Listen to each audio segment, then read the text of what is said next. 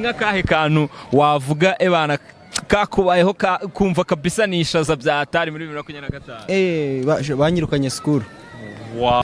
Ni today 250 nanone iri nijoro rya nyuma muri 2025 akaba ari nijoro rya mbere muri 2026. Aha duhagaze ni mu mujyi rwagati, mu mujyi wa Kigali rwagati, ahateraniye abantu benshi bagiye batandukanye aho baje gusoza umwaka n'ubondo. Of course hari abantu benshi cyane, ngira ngo muri kubibona mu mashusho, abana, abakuru, abajene, ingeri zitandukanye, bose bateraniye hano aho baje gusoza umwaka. Impamvu nyamukuru bateraniye hano nukubera ko hano hari buze kurasirwa umwaka hano kuri iyi nzu y'umujyi wa Kigali. Niyo mpamvu hano hari mu bantu hateraniye abantu benshi bategereje kuza kurasa umwaka, dutangira 2026 dusoza 2025. We aho uri bimeze bite?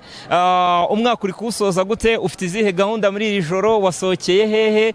Ese ibishashi by'umuriro urabirebera hehe? Kuri televiziyo cyangwa hari ahantu wagiye? Ngira ngo mu ntara zose z'igihugu, Majyaruguru, Amajyepfo, Iburasirazuba n'Iburengera bwaryo, hari ahantu hagiye hategurwa hari buze kurasirwa umwaka muri ibyo bice bitandukanye mutuyemo mu ntara zose, ngira ngo murabizi. So turi kumwe rero, ari umuntu uhise umbaza ngo i Kigali birabera he? kandi already ahagaze ahantu biri bubere, ari kumbaza ngo i Kigali birabera he? Ariko ntacyo bitwaye, reka tunamusubiriremo kugira ngo n'abandi bose babashe kubyumviraho.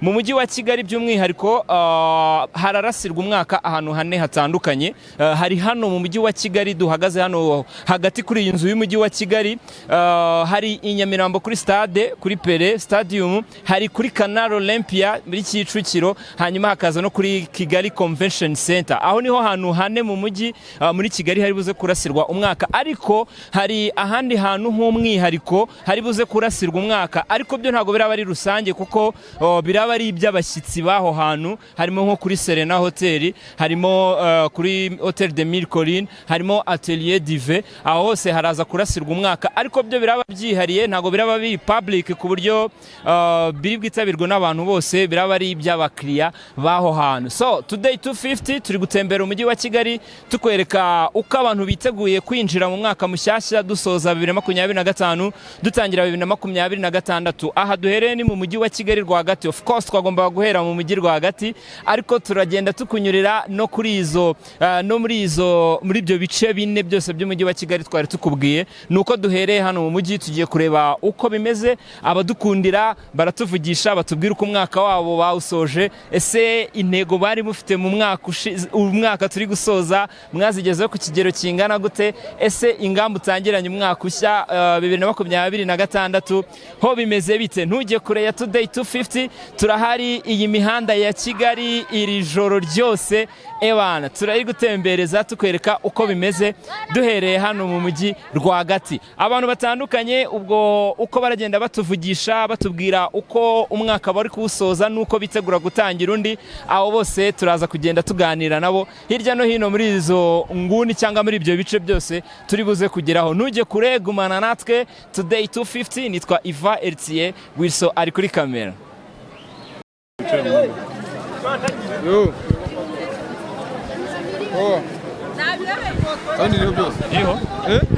Yes, ngira ngo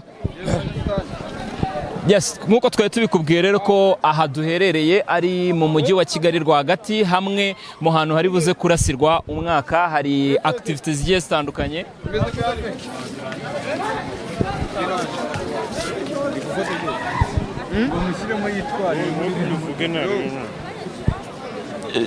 Yes, rero nari mbikubwiye ko hano turi ni mu mujyi wa Kigali hagati, hamwe mu hantu hari buze kurasirwa umwaka wa 2025 dutangira 2026. Hateraniye abantu benshi nkuko nari mbikubwiye, abantu bari mu ngeri zitandukanye, abakuru, abatoya, abagore, abagabo, abana, abakuze, ingeri zose zigiye zitandukanye bateraniye hano aho bategereje ko hari buze kurasirwa umwaka. Ngira ngo uri kubibona ko hari n'ibikinisho by'abana by'abana bigiye bitandukanye byazanywe hano kugira ngo yes of course ni business bari gukorera amafaranga bamwe ariko banafasha n'abatuye umujyi wa Kigali gusoza umwaka bameze neza. Abafite abana babasohokanye bari kubatembereza, abakuru nabo bari kwiyitaho mu buryo bugiye butandukanye nk'uko muri kugenda mubibona. So aha rero hari kubera imikino igiye itandukanye ariko of course yose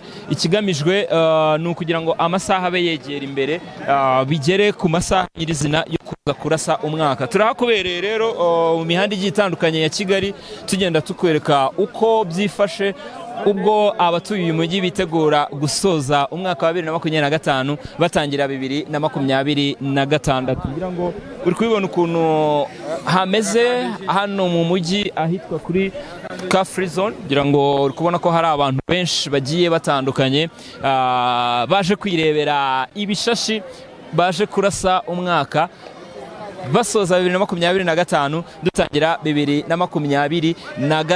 Ngira ngo uri kubibona ku mashusho Wilson ari kugenda akwereka, ngira ngo uri kubibona ko hari abantu benshi kandi b'ingeri zitandukanye bateraniye hano bategereje ko baza kurasa umwaka.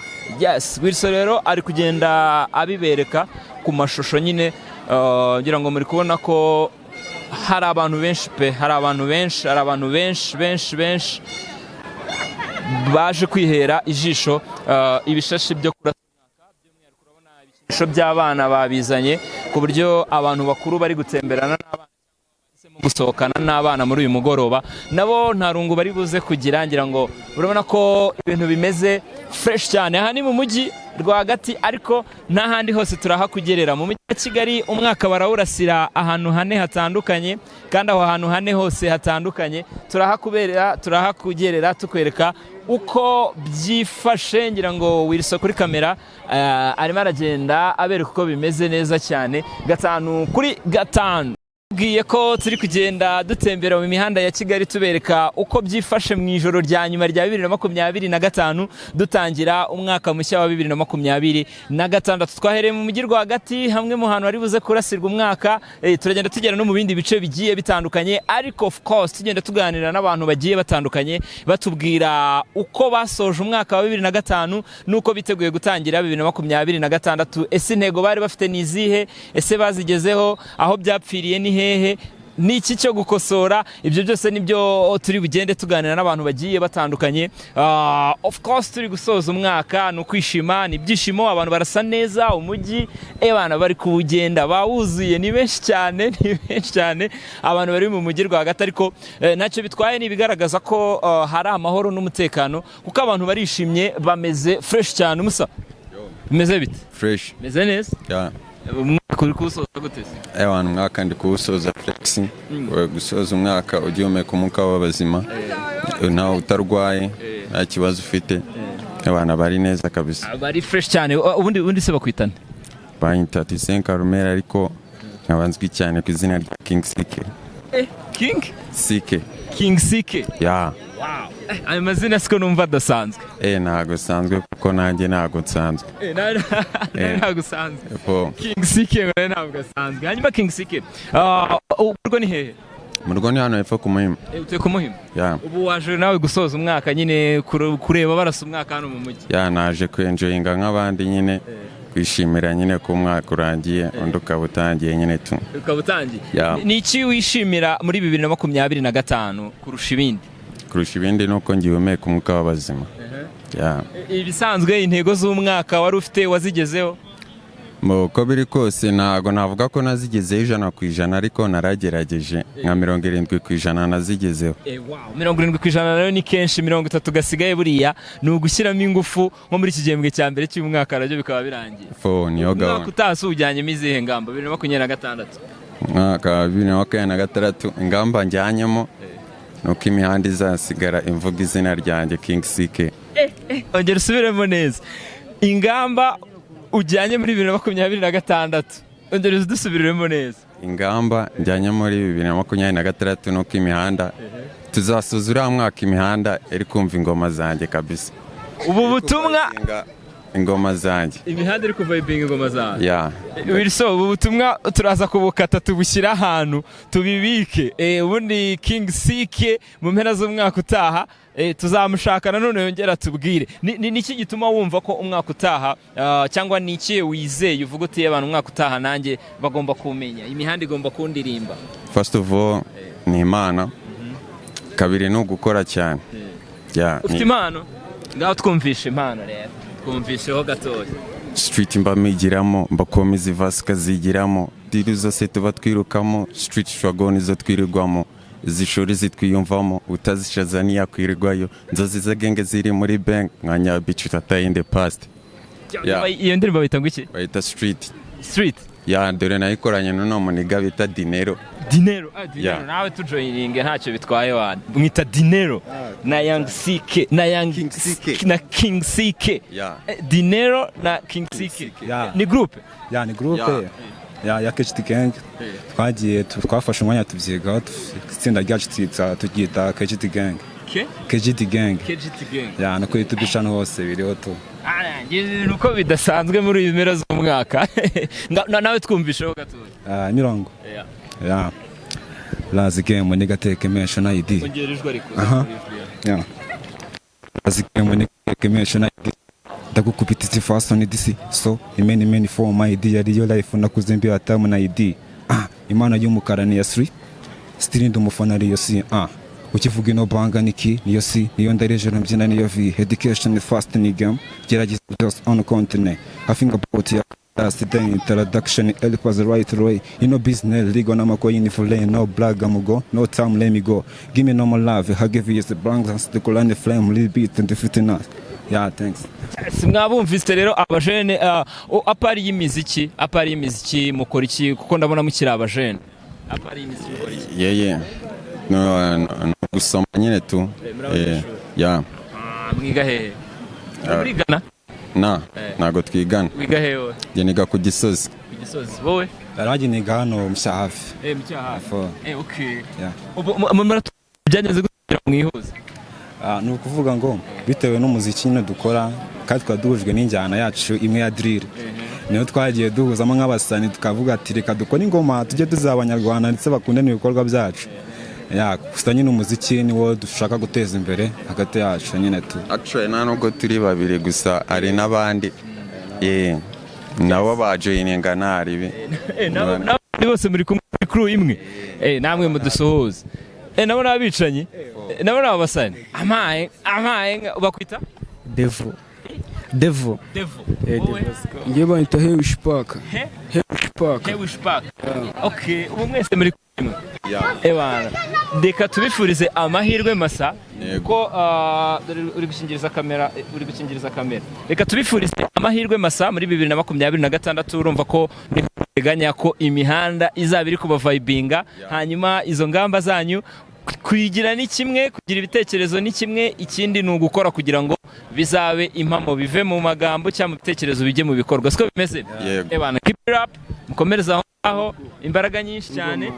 Twabarabura gacano kagenda mukareba ingoma zacu ntacyo bitwaye babwire mugende murebe muri YouTube yanyu musacingemo KGT Gang. Harimo ingoma Nada Gang. Bakibyandika kuri YouTube tababona imizigo yacu. Dufite n'indirimbo cyatwaye ejo bundi. Byose abakurikiye Today 250 mwabyumvise abajene mu bashyigikire bitwa KDG Gang nabo ni bamwe mu baje kwifatanya n'abanyarwanda n'abatuye mu mujyi wa Kigali gusoza umwaka hano mu mujyi rwagati. Reka tubifurize amahirwe masabasa kandi happy new year. Muzabigereho no ku ishuri muzabitsinde. Siko bimeze?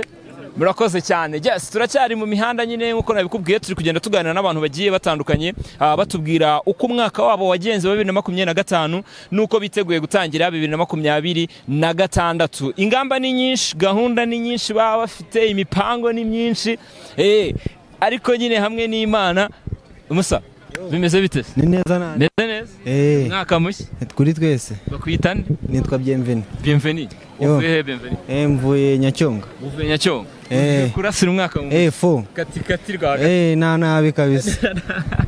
ubusanzwe se 2025 uri kuyisoza gute yagenze gute? Sha 2025 yari insazi kabisa. Ariko nditega ko wa 2026 uzaba ari neza kabisa. Ni nk'akahe kantu wavuga ebana kakubayeho kumva kabisa nishaza bya atari muri 2025? Banyirukanye school. What? Baradutemye kabisa. Mwihangane mwigaga hehe? Twigaga Igatunga. Abatemeye iki sabasa? Sha nanjye ntango mbizi kabisa. Twarabajije ngo mwadutemeye iki? Nibadusubiza. Mwarabyutse gusa musanga amaramvo. Twebwe twaragiye dusubiye school dusanga nyine batubwira ati twarabatemye kabisa. Abanyeshuri bari babaye benshi. Mani mwihangane ariko nizere ko bitabaciye intege mwagiye n'ahandi. Twagiye n'ahandi ntarebe twebwe. Turadushugurika. Rataturiga twebwe. Nje ndiga. Wowe wahise ubiposa? Nanjye nahise nigira kwigira MVM mani. Nahise nanjye nyine nigira mu myuga tu. Muri se mwiga mu wakangahe? Kigaga twari tugiye gukora gatatu. Mwe mugiye gukora gatatu? Hari ukuntu ariko bavuga ngo abantu bageze muri gatatu bahita babikomeza bakigira abahatari. Wabikomeza gute se utaragerayo neza? Ikiretse kwa undi buvuga ngo babandi bavuga ngo basushije. Bane numva bikomeye wallahi kwirukanwa ku ishuri ubu nka headmaster wamubwira nk'ubuhe butumwa? Headmaster yavuyemo. Yagiye muri pansiyo nyine. Ariko headmaster nta n'uruhare yabigizemo. Ninde wabigizemo uruhare? Ahubwo abarimu. Abarimu babakoreye inama basa. Bakoreye inama. 2026 rero yiteguye. 2026 yo nditegura ndikumva izaba imeze neza cyane. Ingamba za atari. Nk'agaki wumva uteganya umwaka utazi? Ndateganya kuba mfite agaperimi. Wow, si wumva se? Ufite idea ya freshman kandi mukomereza aho ngaho. Nubwo hari ababatemye ntabwo ari hari ubuzima burangirira. Nta n'umpamvu yo gucika intege. Hari n'amashuri menshi bana mugomba guhita muhindura mukajya n'ahandi. Bana keep it up umwaka mwiza men mutangire fresh bizagende neza sibyo? Kandi bizacemo. Yes, mwabyumvise ko umwaka warabayemo ibintu byinshi bigiye bitandukanye. Mwumvisha abajene ibintu byababayeho ntago biba byoroshye ariko nyine guys nimba uri umunyeshuri bigerageza gushyiramo aka discipline kuko kugutema bwo aba ari ibindi. Ni today 250 turacyari mu mihanda ya Kigali tugenda tureba uko 2025 yarangiye uko yagenze nuko abantu bari kwitegura gutangira 2026 ntujye kure ni today 250.